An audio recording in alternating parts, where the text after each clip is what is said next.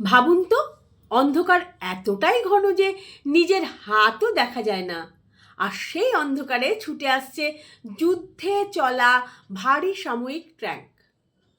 দ্বিতীয় বিশ্বযুদ্ধের সময় ব্রিটেনে রাত মানেই ছিল সম্পূর্ণ ব্ল্যাকআউট। এক টুকরো আলো যদি বাইরে দেখা যেত, শত্রুর বিমান সোজা ধরে ফেলতো লক্ষ্য। কিন্তু সেই অন্ধকারে দেখা দিত এক বড় সমস্যা। গ্রামাঞ্চলের গরু, ছাগল, ঘোড়া হঠাৎ রাস্তায় চলে আসতো, আর সামরিক গাড়ি তাদের দেখতে না পেয়ে ধাক্কা মারত বারবার।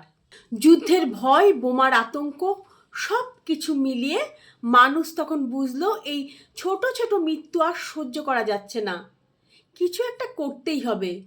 আর তখনই জন্ম নিল এক অদ্ভুত কিন্তু অসাধারণ বুদ্ধির। পশুর শরীরে আঁকা হলো উজ্জ্বল সাদা দাগ, যে দাগ দূর থেকে দেখেও চোখে পড়ে। অন্ধকার চিরে সেই দাগগুলো বাতির ক্ষীণ আলোতেও ঝলসে উঠত। ফল, রাতারাতি কমে গেল দুর্ঘটনা, শত শত পশু বেঁচে গেল। গ্রামগুলো যেন নতুন এক রং আবিষ্কার করলো। শিশুরা মজা পেত, বয়স্করা গর্ব করত, আর যারা রাতে রাস্তায় যেত তারা বুঝতো এই দাগগুলো শুধু রং নয়, এটি সুরক্ষার প্রতীক।